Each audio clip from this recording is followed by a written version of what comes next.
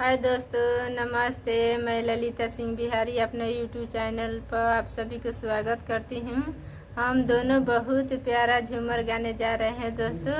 आप लोग देखिए, अच्छा लगेगा तो कमेंट में ज़रूर बताइएगा और हमारा चैनल के बहुत सारा अपना प्यार दीजिएगा। दीदी, हम लोग का सपोर्ट कीजिए।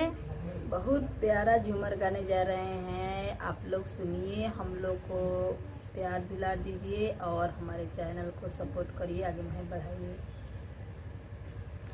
टूटल बाटे साइकिल के चैना, गिरल बा सजना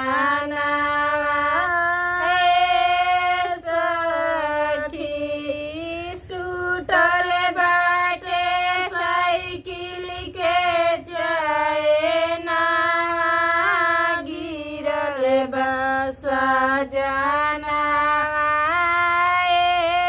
सखी ससुर मेरा तीत झर के उठती, ससुर मेरा तीत झर के उठती, नैहर में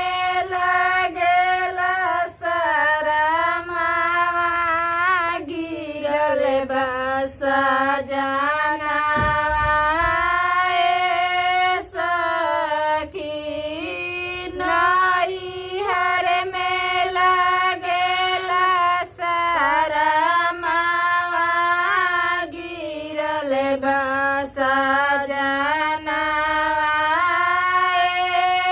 सखी, टूटल बाटे साइकिल के चैना, गिरल बा सजना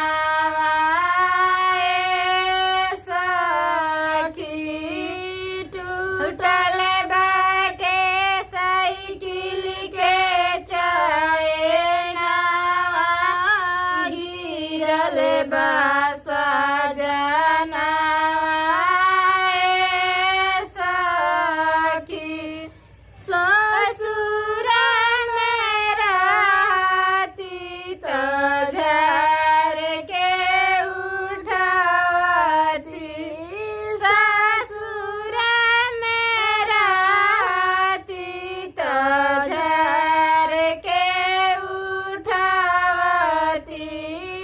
नैहर में लगेला शरमा, गिरल बा सजना सखी, नैहर में लगेला शरमा, गिरल बा सजना सखी। बहुत प्यारा गाना है, आप लोग सुनिए और गाना अच्छा लगेगा तो हम लोग को ढेर सारा प्यार दुलार दीजिए, सपोर्ट कीजिए और हमारा चैनल के सपोर्ट कीजिए।